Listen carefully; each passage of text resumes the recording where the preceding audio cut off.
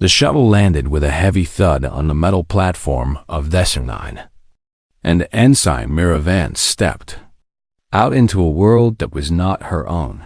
She was small by any standard, 5 feet and 6 inches of compact muscle, wrapped in the standard gray uniform of the Galactic Coalition Military Academy, and she knew that every alien eye on the platform was measuring her and finding her lacking. The Vethrani guards at the entrance towered above her at 8 feet tall, their bodies covered in natural armor that gleamed like polished obsidian in the harsh light of the twin suns, and their 4 eyes tracked her movement with the cold precision of apex predators sizing up prey.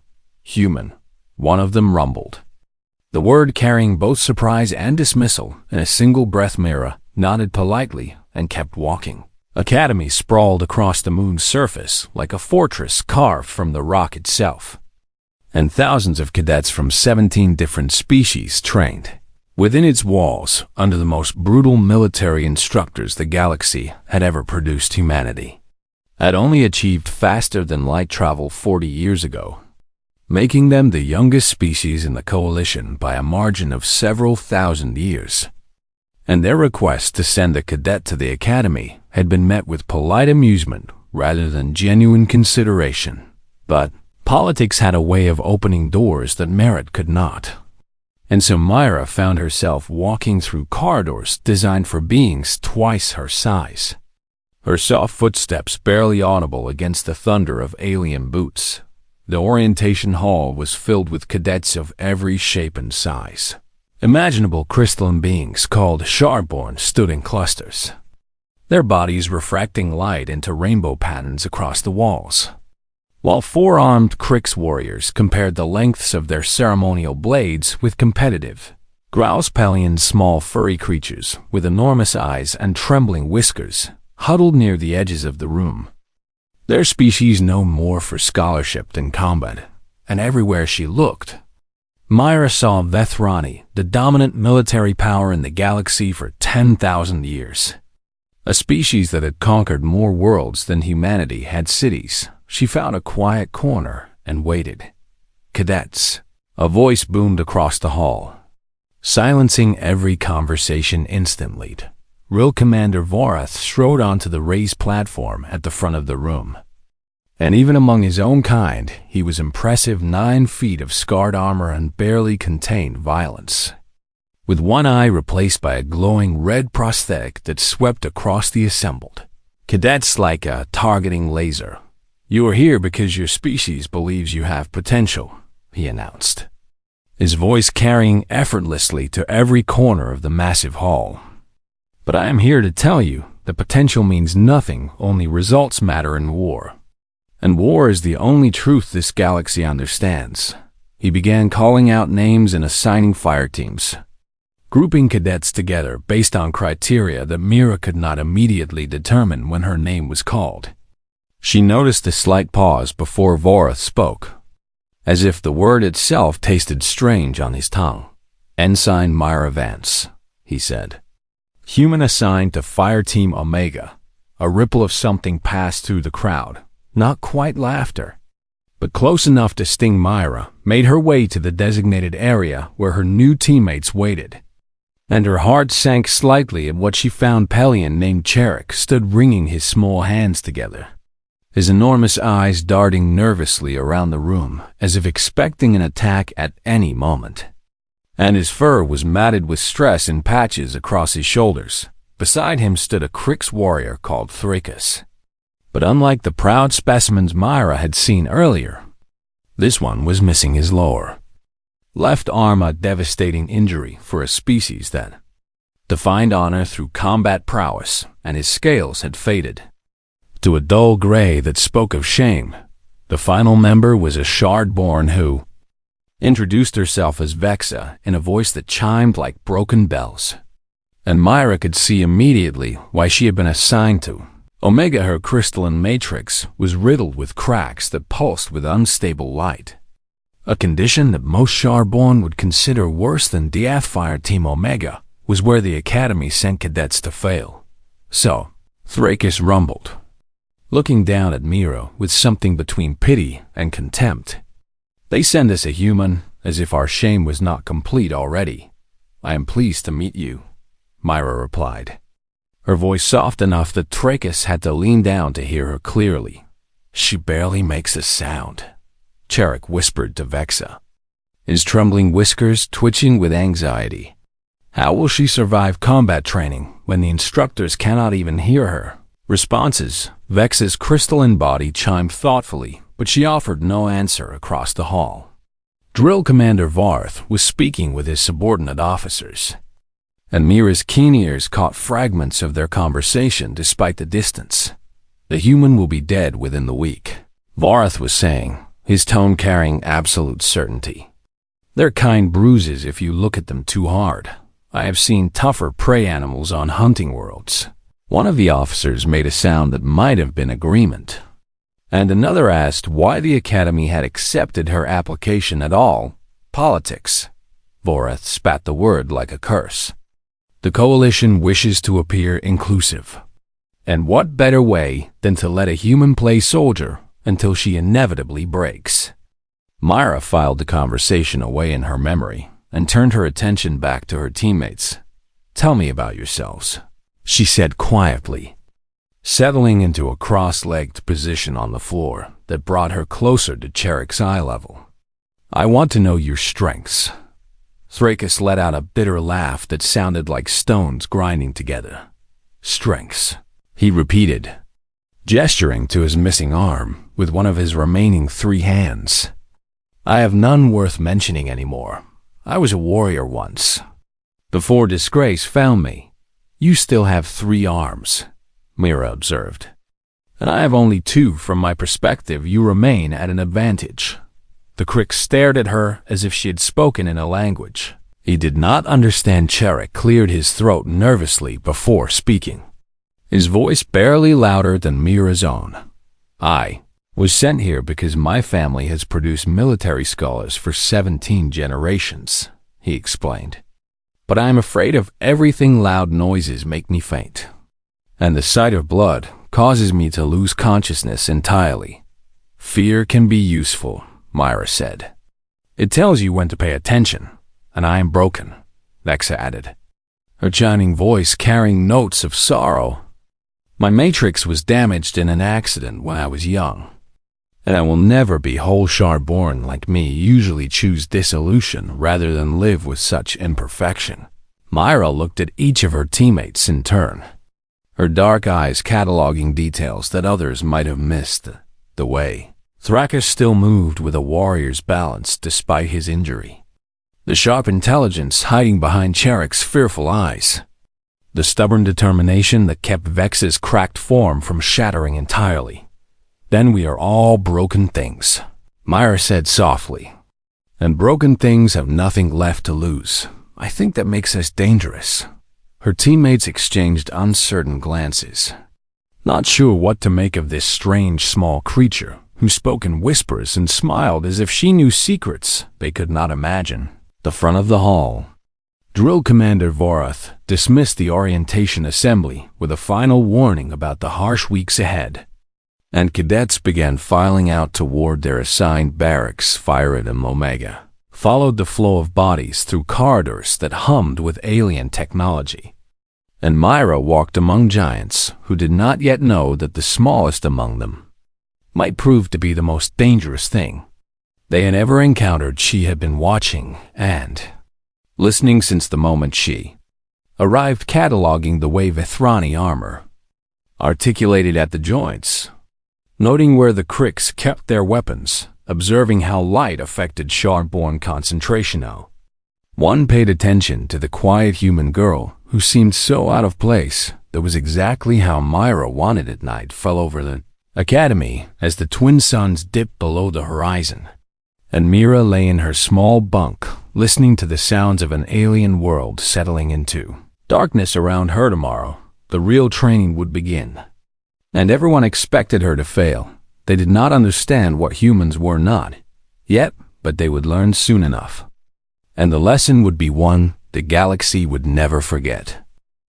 The Crucible was a moon within a Moon, a vast underground arena carved into the rock of SCI-9, where cadets faced their first real test of survival against autonomous combat drones that did not know the meaning of mercy. Fireteam Omega stood at the entrance to the hunting grounds, their bodies tense with anticipation and fear, as Drill Commander Varath explained the rules of engagement.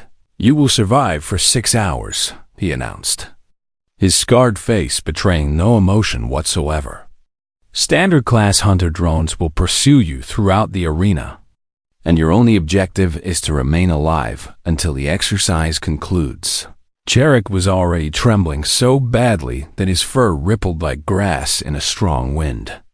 And Thrakus gripped his plasma pistol with his 3 remaining hands while muttering prayers to Krik's warrior gods. Vexa's cracked crystalline form pulsed with unstable light as she processed the tactical data being fed to her neural matrix. And Myra simply watched and listened with those dark, quiet eyes that seemed to miss nothing. "This is a test designed for first-year cadets," Varath continued, his gaze lingering on Fireteam Omega with something that might have been pity. "The drones are programmed to challenge but not to kill. Consider." In an introduction to the realities of combat, the massive doors ground open with a sound like thunder, revealing a rocky landscape lit by artificial suns that cast harsh shadows across boulder fields and narrow canyons. Fireteam Omega moved into the arena, and the doors sealed shut behind them with terrible finality. "Stay together," Thrakus ordered, taking command by virtue of being the only one with actual combat experience. "We move to high ground and establish a defensive position."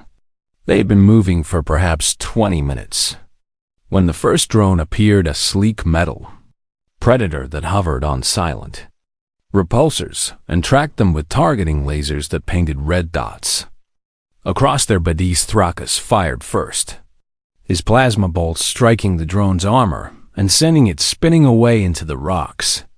And for a moment, they all felt a surge of hope. Then the alarms began to wail. "Warning!" An automated voice echoed through the arena. "System malfunction detected. Apex class drones have been deployed in error. All cadets are advised to seek immediate shelter." Cherik made a sound that was half whimper and half scream as the implications of that announcement sank in. Apex-class drones were designed to hunt graduating cadets, veterans who had survived years of training and were ready for real combat, and they were being unleashed on a team of first years who had never faced anything more dangerous than a training dummy. "Run," Vexa chimed, her voice cracking with fear. "We must run now." They ran, but the Apex drones were faster. Myra heard the whistle of incoming fire a split second before the plasma bolt struck Thrakus in the shoulder, spinning the Krik's warrior around and dropping him to the ground with a cry of pain that echoed off the canyon wall. Cherik froze completely, his enormous eyes locked on the blood seeping from his teammate's wound. And then he collapsed into unconsciousness, just as he had warned he would. Vexa tried to return fire, but her cracked matrix was already failing under the stress, sending her shots wild and forcing her to take cover behind a boulder that was rapidly being reduced to molten slag. 3 Apex drones descended from above, their weapons charging for killing shots. And Myra understood with perfect clarity that her entire team was about to die. Something changed inside her in that moment. Fear flooded her system like ice water in her veins.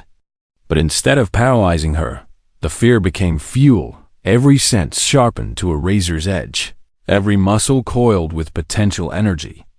And her mind began processing tactical data faster than she had ever experienced before. She moved. The first drone never saw her coming, because she was simply not where its targeting systems expected her to be. She had rolled beneath its sensor sweep and come up inside its guard, her small hands finding the maintenance panel on its underside and ripping it open with strength that should have been impossible for her size. 3 seconds was all it took her fingers. found the central processor and tore it free in a shower of sparks. And the drone crashed to the ground as dead as any machine could be. The second drone adjusted its aim to track her new position. But Mira was already moving again. She grabbed a shard of broken rock and hurled it at the drone's optical array with accuracy that spoke of countless hours of practice. And when the machine's sensors flickered, she closed the distance between them in 2 running steps. She used the first drone's corpse as a springboard, launching herself onto the second machine's back and driving her combat knife into the Jin de Dieu joint where its head connected to its body. 4 seconds. For the second kill, the third drone opened fire, but Mira had already predicted its targeting pattern. She twisted in midair as she fell from the second drone's sparking remains, the plasma bolt passing so close to her face that she felt its heat on her skin. And she landed in a roll that brought her up directly beneath the machine's hovering form. She did not have time to reach its processor. So instead, she grabbed one of its weapon arms and wrenched it around to point at its own propulsion system. The drone shot itself out of the sky and crashed into the rocks beside her. 7 seconds. For all 3, Mira stood in the smoke and debris, her chest heaving with exertion and her hands shaking with the aftermath of adrenaline. And she realized that more drones were coming. She could hear their engines in the distance, converging on the sounds of Combathricus was groaning in pain. Cherok was unconscious, and Vex's crystalline form was flickering dangerously. They could not run, and they could not hide, so Mira decided they would fight. She knelt beside the fallen drones and began stripping them for parts with quick, efficient movements, her fingers finding components that could be repurposed and discarding those that could not. "What are you doing?" Vex asked, a chiming voice weak with fear and confusion. "Making weapons," Mira replied softly. "Help me carry Thrakus to that cave entrance. We need a defensible position."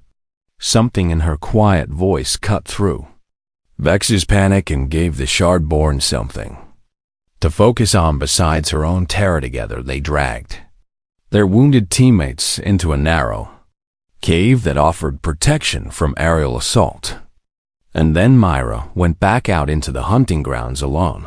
The rescue teams arrived 4 hours later, expecting to find bodies. Instead, they found Fireteam Omega alive and unharmed, surrounded by the wreckage of 11 Apex-class drones that had been destroyed with a creativity that bordered on artistic. Mira sat among the debris, quietly applying medical gel to Thrakus' shoulder wound while explaining proper field treatment in her soft voice.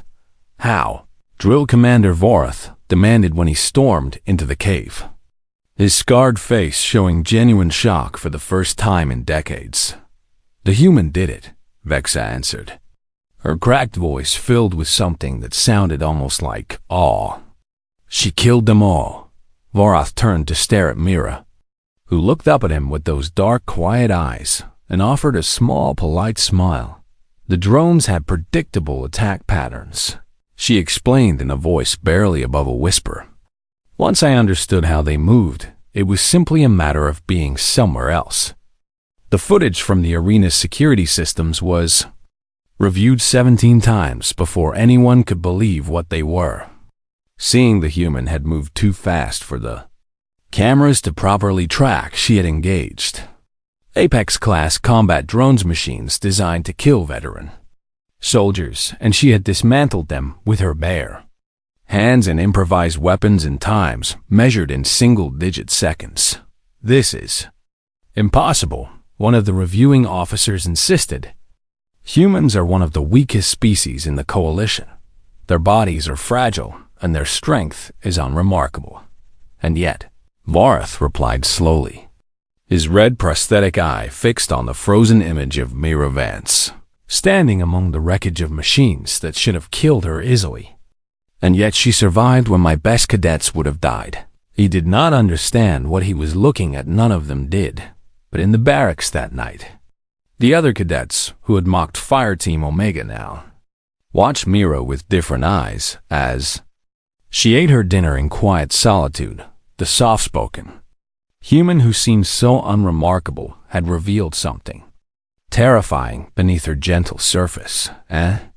The galaxy was only beginning to understand what that might mean. Word spread through the academy like fire through dry grass in the days following the Crucible incident. And suddenly, everyone knew the name Myra Vance, even if they could not quite believe the stories being told about her cadets who had dismissed her as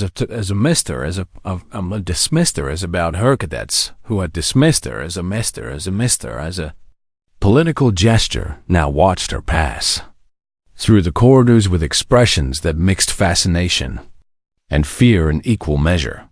And conversations would die into whispers whenever she entered a room. Myra noticed all of this, but said nothing, continuing her daily routines with the same quiet politeness she had displayed since arriving. She still spoke softly enough that others had to lean close to hear her words. She still smiled with genuine warmth when greeted, and she still seemed utterly unremarkable in every way that could be measured or observed. But now they knew better. Now they had seen what she could become when the situation demanded it.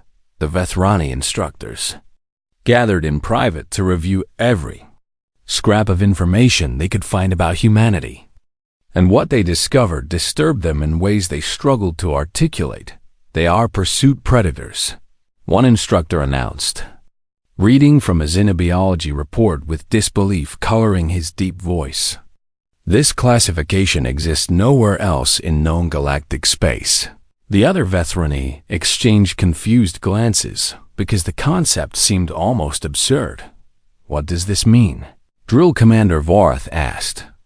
His scarred face creased with the effort of understanding something that violated everything he knew about predator species. It means they do not rely on speed or strength to catch their prey, the instructor explained.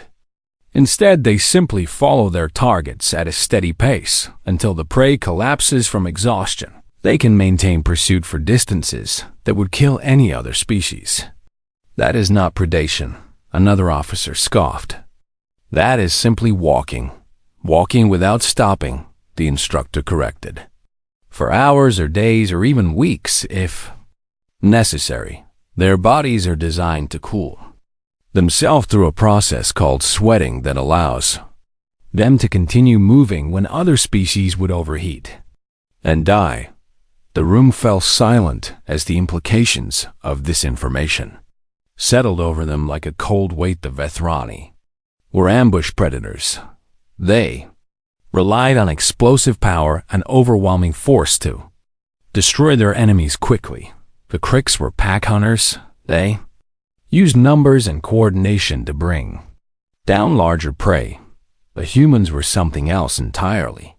Something that did not attack so much as it simply refused to stop pursuing until its target gave up and died. And yet this was not what made Myra truly dangerous. Her psychological profile revealed concepts that no other species in the galaxy possessed, and the Vethrani instructors struggled to comprehend what they were reading.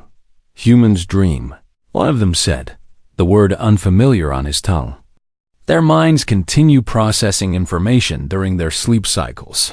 They run simulations of possible scenarios and practice skills without conscious effort. This cadet has been doing this since childhood, Vorath added, his voice carrying new respect for the small creature who had killed 11 of his best drones. Thousands of hours of combat scenarios refined night after night in something they call the unconscious mind. But the most troubling discovery was a concept the human file called adaptive fear response, where Vethrani experienced fear as a signal to ambush or retreat, where Kricks felt fear as a call for pack support. Humans could somehow transform fear into enhanced performance terror, made them faster and stronger and more creative instead of slower and weaker and more predictable. This violated everything the instructors understood about biology and psychology. Fear was supposed to impair function, not improve it, and yet the footage from the Crucible showed exactly this phenomenon in action. the moment Myra's teammates had fallen. Something had changed in her movements, and she had become a different creature. Entirely Myra herself seemed unaware of the attention she was attracting. Or perhaps she simply did not care. She requested additional training sessions with various instructors, always asking in that soft, apologetic voice that made it hard to refuse her. "I would like to understand how Vethrani armor works," she would say. Or, "Could you teach me where Krik's warriors keep their vital organs?" Or, "What frequencies disrupt shard-born crystalline matrices?" One instructor finally confronted her about these questions, his four eyes narrowing with suspicion as he loomed over her small form. "You are cataloging us," he accused. "You are learning how to kill every species in this academy." Myra looked up at him with those dark, quiet eyes and smiled with genuine warmth. "I like to be prepared," she said softly. "You never know when knowledge might be useful."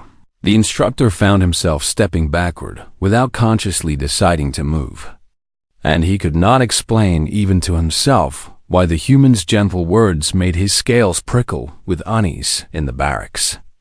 The other cadets began calling her Murmur behind her back, a reference to her soft voice that forced everyone to strain their hearing to catch her words.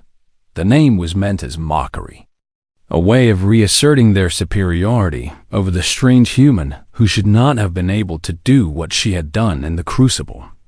But there was fear hidden in that laughter. No fire team. Omega noticed the change in how others treated them, and they responded to it in different ways. Drakus had begun training again despite his missing arm, pushing himself harder than he had since his disgrace. And when asked why, he simply said that he would not let the human outwork him. Churek was still nervous and prone to fainting at the sight of blood, but he had started asking Mira questions about how she had stayed calm during the drone attack, and he listened to her answers with the intensity of a scholar discovering a new field of studi vexes. Cracked matrix still pulsed with unstable light, but she had requested combat instruction for the first time in her existence, saying that if a human could fight, then surely a shardborn could learn as well. They were changing because of Mira, becoming something more than the broken failures they had been assigned to be, and Mira watched all of this with quiet satisfaction, her soft voice offering encouragement and advice whenever it was needed. "We are Fire Team Omega," she told them one evening as they sat together in their barracks. "Everyone expects us to fail, so instead we will succeed, and we will make them remember our names." "How?" Churek asked, his trembling whiskers betraying the fear that never quite left him. "We are the weakest team in the academy. Weakness is a matter of perspective," Myra replied. "The Vethrani see their armor as strength, but armor is heavy and slows them down. The Kriks see their numbers as strength, but numbers require coordination that can be disrupted." She leaned forward, her dark eyes gleaming with something that made her teammates shiver despite the warmth of the room. "We have something they do not," she continued, her voice dropping to barely a whisper. "We have nothing left to lose, and that makes us unpredictable. And unpredictability is the greatest weapon in the galaxy." Outside the barracks window, the twin suns of Thesser-9 were setting once again, casting long shadows across the academy grounds. Somewhere in those shadows, forces were moving that would soon put Myra's words to the ultimate test. The Hollow Syndicate had been watching the academy for months, planning a raid that would make them rich and famous. Throughout the criminal underworld, they had studied the security systems and identified the weaknesses in the station's defenses. They had selected their targets, high-value cadets from wealthy species whose families would pay enormous ransoms. They did not know that a human named Mira Vance was waiting for them. They did not understand what the word murmur would come to mean, but they would learn soon enough, and the lesson would cost them everything they had. The attack came at dusk when the Academy's orbital Station was settling into its evening routines, and most cadets were either eating dinner or preparing for the next days. Training Myra was in the medical bay visiting Thrakis, who was undergoing treatment for his shoulder wound. When the lights flickered once and then died entirely, emergency lighting kicked in a moment later, bathing the corridors in dim red illumination. And then the alarms began to wail with a sound that spoke of danger beyond mere equipment failure. Breach, Thrakis growled, pushing himself up from the medical bed, despite the protests of the automated systems. Someone is attacking the station. They heard the first screams less than a minute later, cadets crying out in fear and pain, followed by the sharp crack of plasma fire and the heavy thud of bodies hitting the floor. The Hollow Syndicate had arrived. 17 operatives had breached the station through a maintenance airlock that should have been sealed, and they moved through the corridors with the precision of professionals who had been doing this work for decades. Their leader was a scarred Vethrani exile named Korax, who had killed more people than he could remember. And he directed his team with hand signals that spoke of military training turned to criminal purpose. Disable communications, he ordered. Lock down the barracks. We take the high-value targets and we leave before coalition reinforcements can respond. His operatives spread out through the station, securing key positions and herding terrified cadets into holding areas where they could be sorted by species and potential ransom value.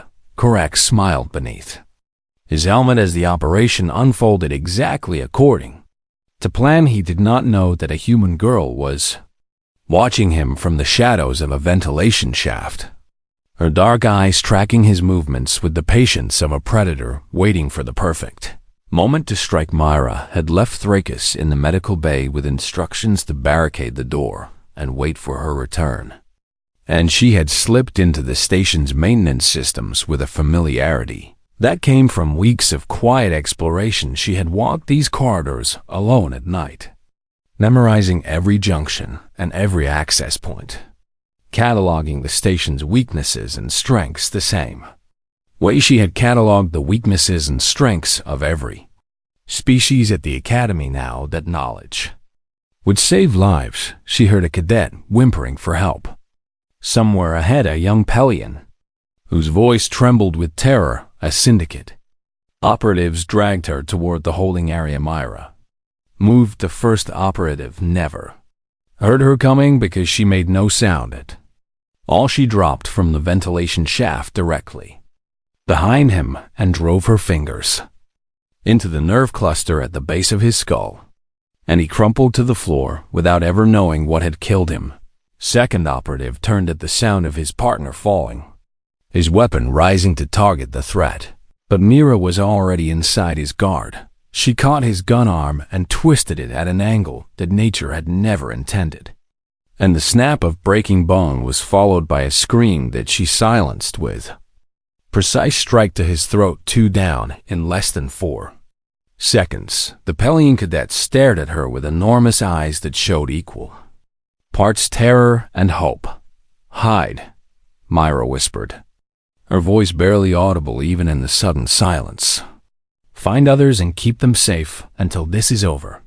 Then she was gone, disappearing back into the maintenance shafts like a ghost, returning to the shadows that had birthed it. Korax received his first warning when one of his teams failed to report in, and he felt a flicker of unease that he quickly suppressed. Probably just communication interference, he told himself. This station's systems are old and unreliable. But then another team went silent, and another. And the unease became something closer to fear. Report, he barked into his communicator. All teams report immediately. Static was his only answer somewhere in the darkness of the station. A soft voice was speaking, barely louder than a murmur, and it seemed to come from everywhere and nowhere at once. Your armor has gaps at the joints, the voice observed conversationally. I can see them even in this poor lighting. Korax spun around, his weapon tracking across empty corridors that showed no sign of the speaker. Who is there? He demanded. his scarred face twisting with fury and confusion. "The Crix operatives you brought keep their secondary hearts on the left side of their bodies," the voice continued, ignoring his question entirely. "I learned that last week during anatomy lessons." Another scream echoed through the station, short and sharp, and then abruptly cut off, and Corax realized that someone was hunting his hunters. "Find the source of that voice," he commanded his remaining operatives. But even as he spoke, another of his team vanished from his tactical display. Myra moved through the station, like smoke through a ventilation system, appearing where she was not expected and disappearing. Before anyone could respond, she used the station itself as a weapon in ways that no one had ever imagined. An airlock door became a guillotine when she overrode safety protocols and slammed it shut on an operative who was using it for cover. A maintenance conduit became an ambush point when she dropped from above onto a patrol that was searching for her in all the wrong places. She hijacked the Syndicate's own communications and fed them false information that led them into kill zones of her own design. And she reprogrammed their drones to target their masters instead of the cadets they were supposed to be protecting. And through it all, she never stopped talking. "I apologize for the inconvenience," she would whisper as she struck. "But I cannot allow you to harm these people. Your technique is excellent," she would murmur as another operative fell. "You must have trained for many years." "This will only hurt for a moment," she would say in that soft, gentle voice that seemed so wrong coming from someone who had just killed 3 people. In as many seconds, the surviving operatives began to panic. They were hardened criminals who had faced Coalition Marines and bounty hunters and worse. But this was something they had never encountered. A ghost that appeared and disappeared at will. A voice that offered polite commentary on their deaths. A predator that hunted them with terrible patience and absolute precision. She just appeared. One operative screamed into his communicator before the signal cut off. "She just kept appearing every time. We thought she was somewhere else. She was right behind us." Corax rallied his remaining forces in the station's command center, barricading the doors and setting up defensive positions that should have been impenetrable. 7 operatives remained from his original 17, and they waited in the red-lit darkness with weapons ready and nerves stretched to breaking. The voice came again, closer now, somehow inside the sealed room. "You should surrender," Myra suggested softly. "I do not wish to harm you unnecessarily." "Show yourself," Corax roared, spinning to face the source of the sound only to find empty air. "Very well." The voice sighed with what sounded like genuine regret. The lights died completely when they flickered back on 30 seconds later. Corax found himself alone in a room full of fallen operatives. Some were dead, their bodies showing the precise wounds of someone who understood exactly where to strike for maximum effect. Others were merely unconscious, their weapons taken and their armor breached in ways that should have been impossible. And standing in front of him was a small human girl with dark, quiet eyes and blood on her hands. "I saved you for questioning," Mira said softly, her voice barely above a murmur. "I thought the Coalition might want to know who hired you." Corax, a killer who had faced death countless times without flinching, felt something he had not experienced since childhood. He felt afraid. Coalition reinforcements arrived within the hour, and they found the cadets freed and the attackers eliminated. They found Mira Vance sitting calmly in the command center. Having already restored communications and life support, they found Corax bound and weeping in the corner, repeating the same words over and over, like a prayer that would not be answered. "She never stopped talking," he whispered. "She just kept murmuring as she killed us one by one." By the time the twin suns rose over Desernine the next morning, the Academy was already buzzing with the story of what had happened, and a new name was being whispered in the corridors, not with mockery anymore, but with the kind of respect that borders on fear-death murmur. The human cadet who spoke softly, and carried death in her hands. The galaxy would never look at humanity the same way again. The Hall of Valor was the oldest chamber in the Academy. A vast cathedral of stone and metal where heroes had been honored. For 10,000 years, and today, it was filled to capacity, with cadets and instructors and dignitaries from across. Coalition space news of the attack on SR9 had spread like wildfire through the galactic communication networks, and military analysts on 100 worlds were studying the footage of what had happened with expressions that ranged from disbelief to naked fear. The human species had been on the galactic stage for 40 years, but until now they had been regarded as curiosities, at best fragile, short-lived creatures. Useful perhaps for trade and diplomacy, but certainly not for warfare. That perception was changing with every passing. Our drill commander Vorath stood at the podium, in the center of the hall, his scarred face unreadable as he looked out across the assembled crowd. For the first time in his long career, he felt uncertain about the words he was about to speak. When humans first petitioned to join the coalition, he began, his deep voice carrying easily to every corner of the massive chamber. We saw a young species, fragile and primitive by our standards, and we expected nothing from them. He paused, his four eyes finding Mira in the crowd, where she stood with her teammates from Fireteam Omega. We were wrong, he continued, and the admission seemed to cost him something. We were profoundly and completely wrong. The commendation he held was the Star of Vethrani Valor, the highest military honor his species could bestow, and it had never before been given to anyone outside the Vethrani warrior caste. Today, that would change. Ensign Mira Vance, he called out, approached the podium. Myra walked forward through a crowd that parted before her like water before the bow of a ship, and she climbed the steps to stand beside the massive Vethrani commander. She looked impossibly small next to him, barely reaching his chest, even with the platform giving her additional height, and yet somehow the contrast only made her seem more dangerous. Everyone in the room had seen the footage by now. Everyone knew what this tiny human had done to 17 professional killers who had expected an easy raid. For extraordinary valor in defense of your fellow cadets, Vorath announced, for courage beyond the call of duty, and for demonstrating combat effectiveness that has never been equaled by any first-year cadet in the history of this institution. I present you with the Star of Vethrani Valor. He pinned the medal to her uniform with hands that had killed thousands of enemies across decades of warfare. And as he did so, he leaned down to speak words meant only for her. What are you?